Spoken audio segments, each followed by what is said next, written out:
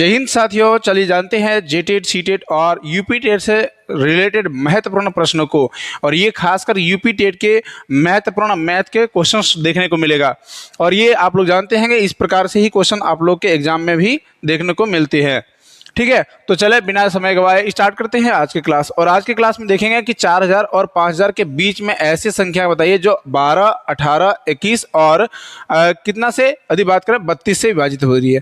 तो अधिक कहेंगे 12 से हो रही है, 18 से हो रहे हैं और 21 से हो रहे हैं और साथ ही साथ किससे, तो कहेंगे 32 से।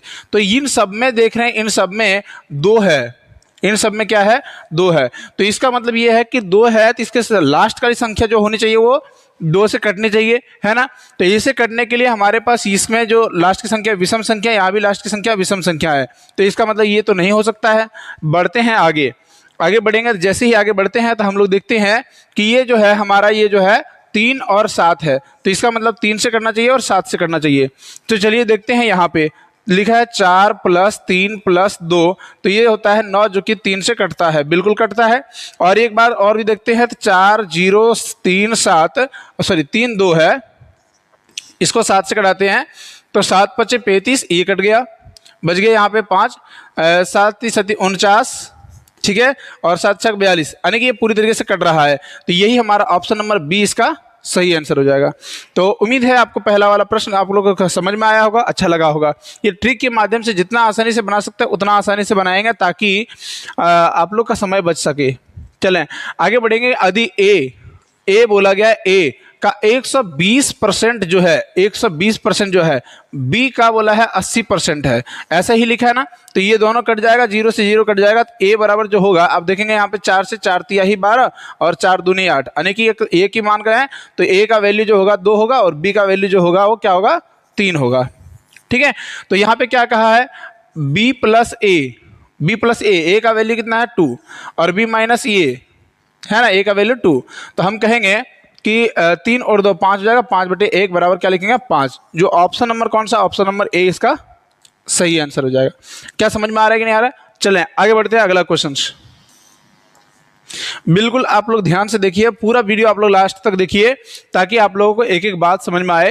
यदि बीच में कहीं डाउट होता है तो आप लोग बिना झिझक के कमेंट करके पूछ सकते हैं। ठीक है, आगे बढ़ेंगे। अगला क्वेश्चन लिखा गया है यहाँ पे, बोला कि यदि किसी निश्चित धनराशि को 2 वर्ष के लिए 3% वार्षिक ब्याज की दर से चक्रवृद्धि ब्याज के रूप में 101.50 रुपये हो जाता है, तो समय की, यानी कि इस समय समान राशि को साधारण ब्याज की दर से दिया जाए तो कितना होगा। अब ध्यान दीजिएगा, अभी इसी राशि को साधारण ब्याज के रूप में दिया जा रहा है। तो हम इसे इस प्रकार से लिख सकते हैं कि जो राशि जो है, हम कहेंगे चक्रवृद्धि ब्याज जो है 2 वर्ष के लिए, चक्रवृद्धि ब्याज जो है 2 वर्ष के लिए, वो हमारा साधारण ब्याज पर ही ब्याज लिया जाता है। हम कहें तो साधारण ब्याज निकालना है तो हम कहेंगे कि साधारण ब्याज जो होता है, साधारण ब्याज पे ही एक बार ब्याज जो लिया जाता है तब जाके चक्रवृद्धि ब्याज होता है। तो हम कहेंगे A/R/200, ऐसे लिख सकते हैं। तो हम यहाँ पे देखेंगे चक्रवृद्धि ब्याज जो हमारा दिया है वो कितना दिया है, 101.50 बराबर, ये साधारण ब्याज हमें निकालना है। 1 जोड़ R का मान कितना दिया, 3/200। यही वाला केवल कैलकुलेशन कर देंगे तो यहाँ पे हमारे पास आएगा कितना, एक जरा देख लीजिएगा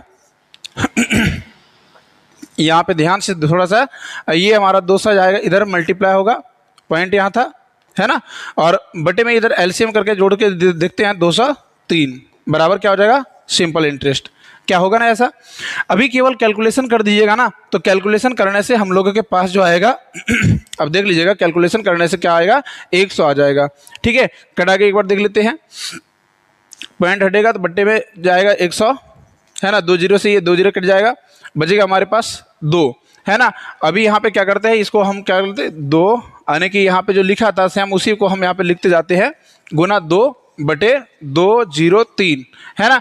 यहाँ पे कैलकुलेशन कर 5 दूना 10, 10 के 0 हाथ में रह गया 1, 2 दूना 4 सॉरी 2 1 कम 2 और 1 3, और ये 0 हो जाएगा, फिर ये 2 हो जाएगा, बटे कितना हो जाएगा 203, 203 से 203 कट गया, कितना घर में जाएगा 100 घर में। तो हमारा आंसर क्या हो रहा है 100। तो ऑप्शन कौन सा है, ऑप्शन हमारा 3 नंबर का सही है, ऑप्शन नंबर सी इसका सही है। ठीक है ना, आगे बढ़ेंगे। अगला क्वेश्चन रहा ये, लिखा गया यदि 4 पुरुष 8 महिलाएं के किसी काम को 15 दिन में कर रहा है। यानी कहें तो 4 पुरुष कर रहा है और 8 महिलाएं कर रहे हैं, दोनों मिला के 15 दिन काम किया, ठीक है। आगे बोला गया है कि 6 पुरुष और 12 महिलाएं काम करे तो उसी काम को कितने दिन में करेगा। तो टोटल यदि यहाँ पे या बोला है, यानी कहने का मतलब है कि ये बोले गए हैं कि या तो ये पुरुष काम कर रहा है या तो महिलाएं काम कर रहे हैं। तो ये काम बताइए कि 8 पुरुष यदि काम कर रहा है 15 दिन तक लगातार, 8 महिलाएं, तो पूरा काम कितना होगा, 8 महिलाएं के बराबर होगा काम। तो 8 कितना होगा, 12 यदि 15 × 120 है ना, तो इतना हो जाएगा 8 20 120 हो जाएगा।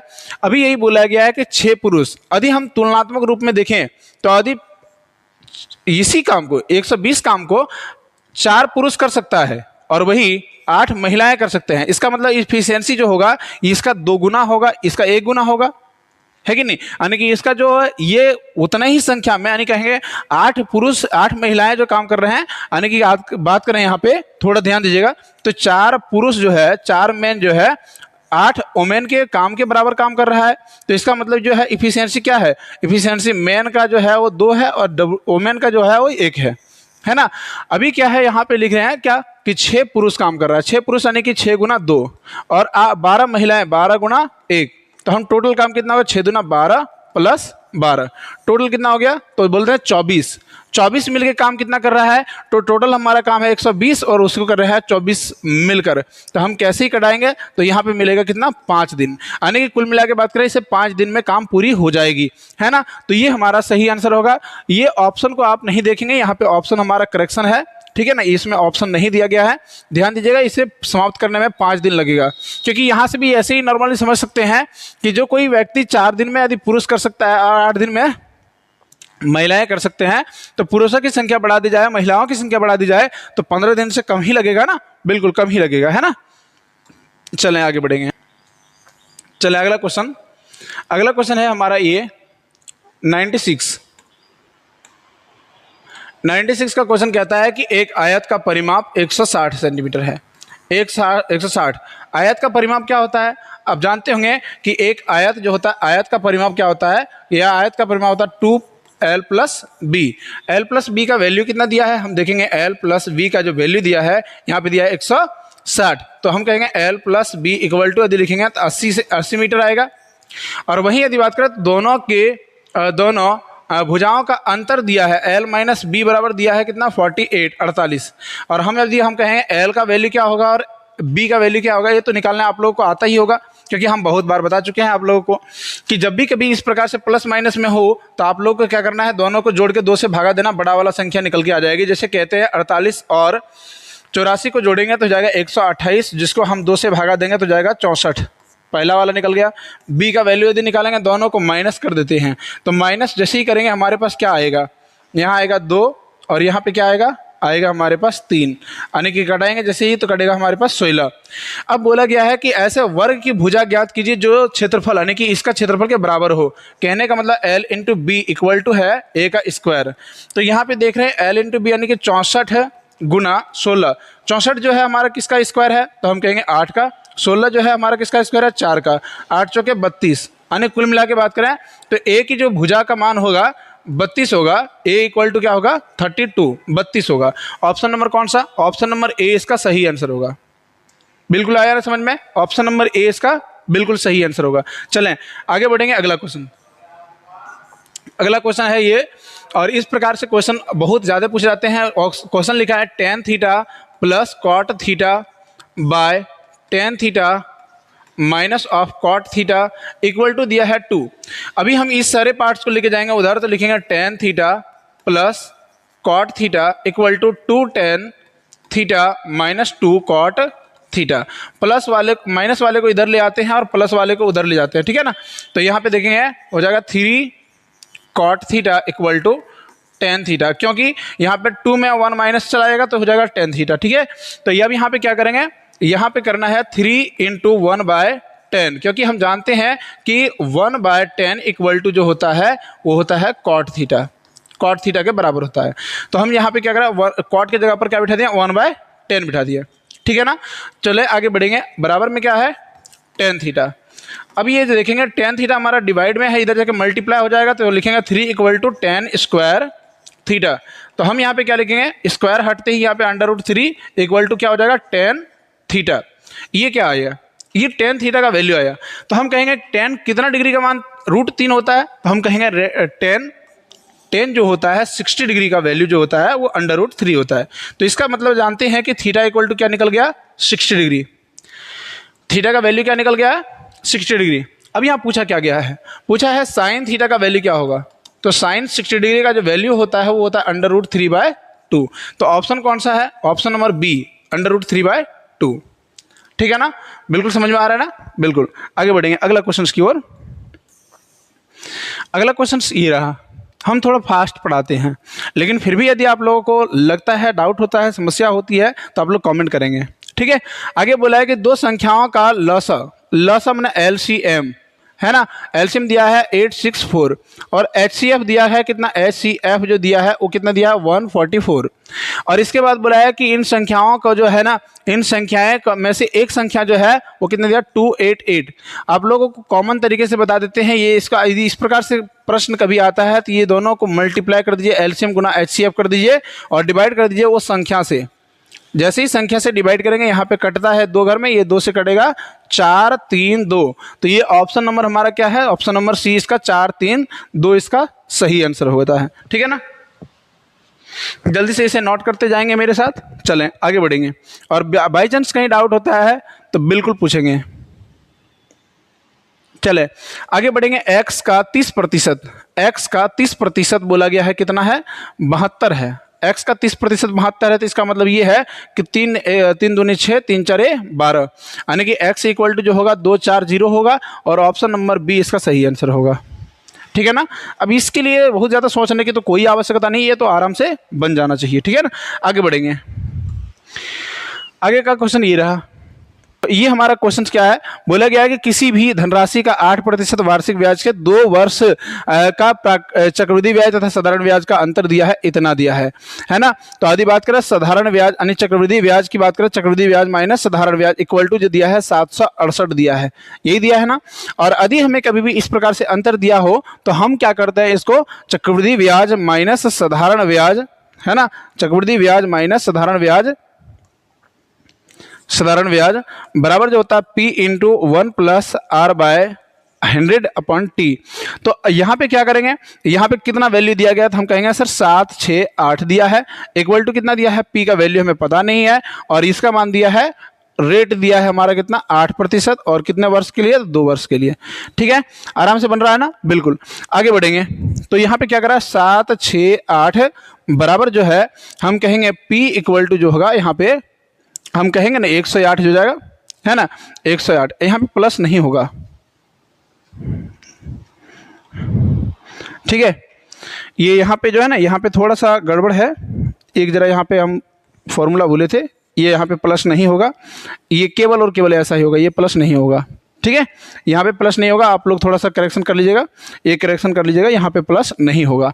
तो यहाँ पे जैसे ही है तो 8 का स्क्वायर हो जाएगा, 8 का स्क्वायर हो जाता है 8 गुना 8 कर देंगे हम लोग, और इसका 100 का 440, 8 से कटाएंगे 8 कितना, 8 9 72 और 8 8 6 48 है ना, 8 9 72 8 6 48 8 6 48। अब फिर से करेंगे 8 1 8 8 दूना 16, यानी कि यदि बात करें तो P इक्वल टू जो आ रहा है, P इक्वल टू क्या आ रहा है, 12 गुणे 40। तो ये कहेंगे तो ये 12 और 40 आएगा इसका आंसर, जो कि ऑप्शन कितना है, ऑप्शन नंबर 3, यानी ऑप्शन नंबर सी इसका सही आंसर होगा। ठीक है ना, ऑप्शन नंबर सी इसका सही आंसर होगा। चलें आगे बढ़ेंगे। अगला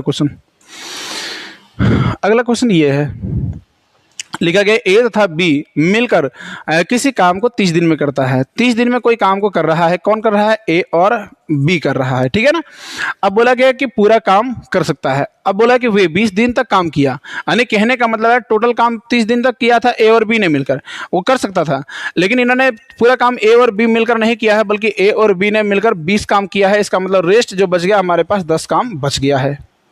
और ये 10 काम को किसने किया, ए ने अकेले किया 20 दिन तक, यानी 10 काम को 20 दिन तक किया है, 10 काम को 20 दिन ने किया, अकेले किसने, ए ने किया। तो 1/2 काम प्रत्येक दिन किया होगा, प्रत्येक दिन कितना काम किया, 1/2 काम। और यदि हम कहें 1/2 काम प्रत्येक दिन किया है, एक काम का 2 हिस्सा किया है, तो अभी कहे तो टोटल 30 काम को कितने दिन में करेगा, 30 काम को 1/2 के रेशियो में देखा जाए, यदि अनुपात में देखें तो हमारा ये कहेंगे 30 × 2/1 यानी कि कुल मिला के 60 दिन में ये पूरा कर सकता है। कितना दिन में, तो 60 दिन में। ये ऑप्शन नंबर ए इसका सही आंसर होगा। ठीक है ना, बिल्कुल समझ में आ रहा है। चलें आगे बढ़ेंगे। अगला क्वेश्चन, अगला क्वेश्चन ये है, बोला गया है सॉरी 2 त्रिज्याएं है 7 सेंटीमीटर और 2 सेंटीमीटर, कुछ इस प्रकार से दिया गया है, ऐसा दिया गया है।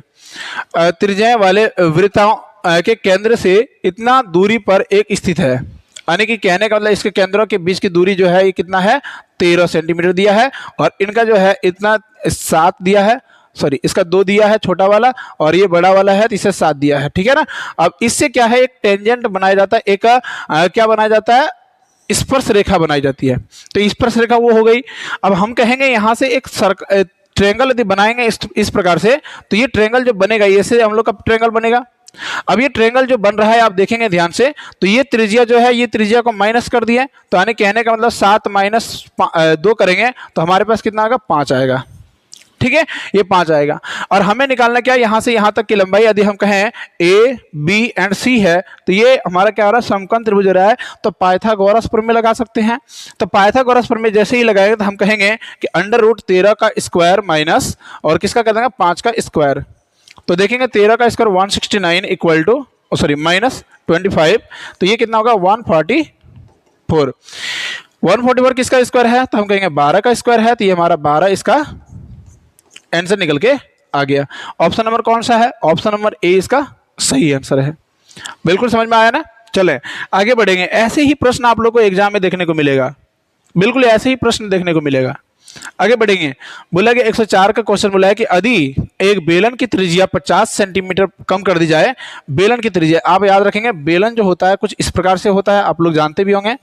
अब बेलन की त्रिज्या को क्या कर दिया गया, 50 सेंटीमीटर को घटा दिया गया, यानी कि 100 में 50 घटा दिया गया है, और हाइट को क्या कर दिया गया, 50 सेंटीमीटर बढ़ा दिया गया है, 50% बढ़ा दिया गया। अब यहाँ पे ध्यान दीजिएगा, इसका जो आयतन जो होता है, यहाँ पे बोला गया आयतन का प्रतिशत क्या होगा, आयतन क्या होगा, कितना घटेगा कितना बढ़ेगा, है ना।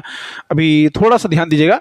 तो आयतन में यदि परिवर्तन किया है, इसका मतलब होता है कितना होगा, πr² h, यानी कुल मिला के बात करें तो यहाँ पे हम ऐसे जैसे कहते हैं कि r यानी कि त्रिज्या कितनी बार है, 2 बार है, तो हम कहेंगे कि 100 में यदि 50 घट दिया मतलब 50% है, फिर से 100 में 50 यदि घट गया तो 50% है, और इसमें 100 में 50 बढ़ा दिया है मतलब 150% हो गया, और मल्टीप्लाई कर देंगे हम लोग ऐसे। जैसे ही इसको प्रतिशत के रूप में हम चेंज करके इसको लाना का प्रयास करेंगे तो हमारे पास जो आएगा देखेंगे यहाँ पे 00 से ये 00 कट गया, 10 से और 10 कट गया, 5 × 5 करेंगे तो 25 गुना पड़ते हैं 15 से, और बटे में आता है 10, 15 × 5 = 75 के 5 हाथ में रह गया 7, 15 दूना 30, 30 और 7 37, ये 37.5, क्योंकि हमें 0 यहाँ से ऊपर लेके चले गए, तो ये आ रहा है 37.5, यानी कि कुल मिला के बात करते हैं 37.5 आ रहा है। तो कितना माइनस हो गया, तो हम कहेंगे कि 100 में जो माइनस हुआ है 37.5 कहेंगे, तो जैसे ही माइनस होता है तो हम कहेंगे 62.5 इसका सही आंसर हो रहा है। ऑप्शन कितना, ऑप्शन नंबर 4 इसका, ऑप्शन नंबर डी इसका सही आंसर होगा, 62.5 इसका सही आंसर होगा। ठीक है ना, आगे बढ़ेंगे अगला क्वेश्चन की ओर। ऐसे ही बहुत ही मजेदार, बहुत ही इंपॉर्टेंट प्रश्नों को ढूंढते हुए समझते हुए चलते हैं। ठीक है, क्वेश्चन क्या कहा गया है, ध्यान से समझिएगा। क्वेश्चन कहा गया x + 1/x, फिर लिखा है x - 1/x, फिर लिखा है x² + 1/x² - 1, और फिर लिखा है x² + 1/x² + 1, ऐसा लिखा गया और बोला गया है कि बताइए इसमें से कौन सा सही आंसर होगा। तो आप लिखेंगे कि यहाँ पे प्लस वाला इसके साथ यदि जोड़ेंगे तो हमारे पास जो आएगा एक फॉर्मूला आप लोगों को मालूम होगा कि a + b × a² + b² - ab होगा। अब यहाँ पे एक का मतलब क्या है, एक का मतलब यहाँ पे x × 1/x है, ठीक है ना। तो हम वही वाला फॉर्मेट को लेते हुए यहाँ पे लिखेंगे AQ + BQ होगा, ठीक है ना, AQ + BQ होगा। ध्यान दीजिएगा, तो इसका मतलब ये है पूरा का पूरा वैल्यू को हम लिख सकते हैं XQ + 1/XQ, और मल्टीप्लाई में क्या लिख सकते हैं, माइनस वाले को माइनस वाले के साथ लेते हैं तो ये हो जाएगा हमारे पास एक्स क्यू माइनस 1/x³। तो बताएं ये हमारा जो वैल्यू है ये हमारा x है, ये हमारा यानी कि ये है plus B into A minus B. तो a plus B into A minus B equal to what, A square minus B square, यानी कि x पे पावर यानी एक्स क्यू का स्क्वायर माइनस 1/x³ का स्क्वायर। तो यहाँ पे देखेंगे x का पावर 6 हो जाएगा माइनस 1/x पे पावर 6। ऑप्शन को ढूंढेंगे, ऑप्शन ढूंढते ढूंढते हमें मिला option number 4, option number D इसका सही आंसर है। ठीक है, ऑप्शन नंबर डी इसका सही आंसर है। चले आगे बढ़ेंगे अगला क्वेश्चन की ओर। अगला क्वेश्चन हमारा है ऐसा, बोला गया 3 संख्याएं जो एक दूसरे के सहभाज्य है, 3 संख्याएं जो है एक दूसरे के सहभाज्य है, लेकिन बोला गया 2 संख्याएं, पहले जो x एंड y है जो है वो लिखा है 551 है, और y एंड z जो है वो क्या है 1073 है। इनका ये मतलब है कि कोई ना कोई एक ऐसी संख्या है जो दोनों में गुना है ना, दोनों में गुना है। और यदि ऐसा होता है कि जब दोनों में गुना होता है इसका मतलब वो है क्या, HCF है ना। तो दोनों का HCF निकाल लेते हैं 551 और 1073 का। दोनों का यदि HCF निकाले तो 19 से कटाते हैं तो ये 19 का 19, 19 दूनी 38, 19 या 57, 19 दूनी 38, 19 दूनी 38 और 19 नाम एक तरीके से। अब फिर आगे बढ़ेंगे तो इन्हें भी कटाते हैं तो ये कट जाएगा 19 × 5 = 95 कट गया, बचा हमारे यहाँ पे 19 × 7 = 53 से। तो ये हमारा कितना हो गया, यानी कि यदि बात करें एक का वैल्यू आया 19, दूसरे का वैल्यू 29 और तीसरे का वैल्यू आया 57। ये आया हमारा तीनों सहभाज्य संख्याएं। ठीक है, अब बोले तीनों संख्याएं का योग क्या होगा, तो यहाँ पे जोड़ेंगे 9 और 9 18 और 7, यदि जोड़ देंगे तो ये हो जाएगा 5। लास्ट में कितने आने चाहिए, 5 संख्या आनी चाहिए। तो ये ऑप्शन नंबर में 2 में है, देख लेते हैं। और 5 और 2 7, 7 और 1 8 है ना, 8 और 1 9 हो रहा है, कहीं गलती हो गई है, 5 और 2 7 ठीक तो है। यहाँ पे ऑप्शन में तो नहीं है, ऑप्शन में तो होना चाहिए है ना, कहीं भी करेक्शन है, एक जरा देख लीजिएगा। तो ये तीनों संख्याओं का योग बोला है, तीनों संख्याएं का योग ज्ञात करें। योग यदि करेंगे तो हमारे पास जो आएगा 9 और 9 18, 18 और यदि 7 करेंगे तो ये जो होगा 25 है ना, 25। तो इसको जोड़ेंगे तो कितना हो जाएगा, 5 और 2 7, 7 और 1 8, 8 और 2 10, इसमें नहीं है, एक बार देख लीजिएगा। मेरे ख्याल से इतना ही आना चाहिए ऑप्शन में। ठीक है, ये ऑप्शन इसका सही आंसर ये होगा। ठीक है, चलें देख लेंगे, आगे बढ़ेंगे। बोलेगा किसी संख्या, बिल्कुल देख लीजिएगा आराम से, वही आंसर आना है, कोई दिक्कत नहीं है। ठीक है, अब बोला कि किसी संख्या के आधे का 5वां हिस्सा, किसी संख्या का आधा का 5वां हिस्सा, इसी का 5वां हिस्सा यदि कर देते हैं तो 20 आता है ना। तो उसका संख्या आने के पहले ये सूत्र निकाल लें, तो x बराबर जो होगा ये कितना होगा 20 × 10, आने कुल मिला के बात करें तो कितना होगा 200% हो जाएगा। अब बोला कि उस संख्या का 20% क्या होगा, यानी कि 200 का 20% क्या होगा, तो हम कहेंगे ये जो आंसर आने वाला है ये आएगा 40। आंसर क्या होगा, ये 40 होगा।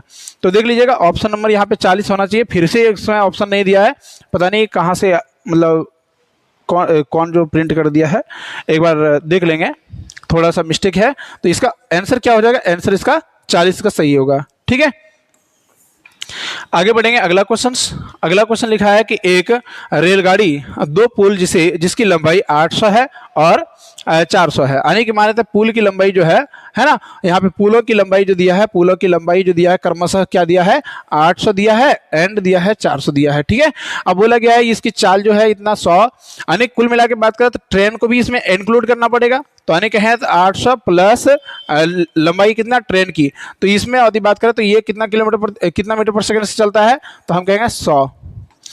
तो बराबर में होगा इसका 400 प्लस एल, और ये कितना चलता है 60। ठीक है, अब हम लोग यहाँ पे क्या करेंगे, दोनों को कैलकुलेट करेंगे। तो हमें अलग अलग कर लेते हैं। तो यहाँ पे 8 प्लस एल बटे 100, और इसी प्रकार से ये हो जाएगा, ये कटेगा तो कितना हो जाएगा 400 बटे 60 प्लस एल बटे 60।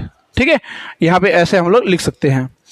अब हम लोग क्या करते हैं, इसको हम इधर ले आते हैं। ठीक है, तो यहाँ पे जैसे ही लाते हैं 8 माइनस 400 बटे 60 बराबर, इसको हम उधर लेके जाएंगे तो जगह एल बटे 60 माइनस 1/100 यानी L/100।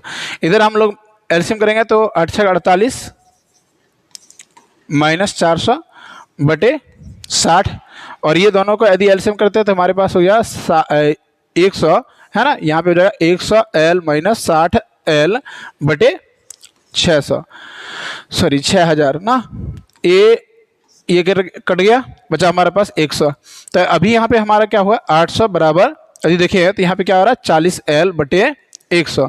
0 से ये 0 कट गया तो हम 4 से कटाएंगे, ये 2 घर में कट जाएगा यानी 200, तो इधर से मल्टीप्लाई होगा तो लंबाई जो होगा 2 गुना यानी 200 गुना 10 करेंगे तो ये कितना 2000 हो जाएगा, है ना।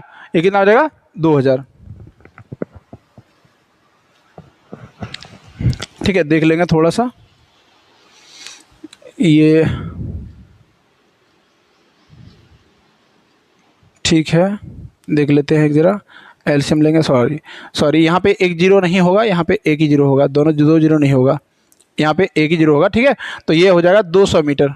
इसकी जो लंबाई होगी कितना होगा 200 मीटर होगा, 200 मीटर इसका सही आंसर होगा। ठीक है, आगे बढ़ेंगे। अगला क्वेश्चन बिल्कुल वहाँ पे सही था, आगे बढ़ेंगे। अगला क्वेश्चन है हमारा लास्ट का क्वेश्चन। तो लास्ट क्वेश्चन कहता है कि 8 पुरुष एक काम को 12 दिन में करता है।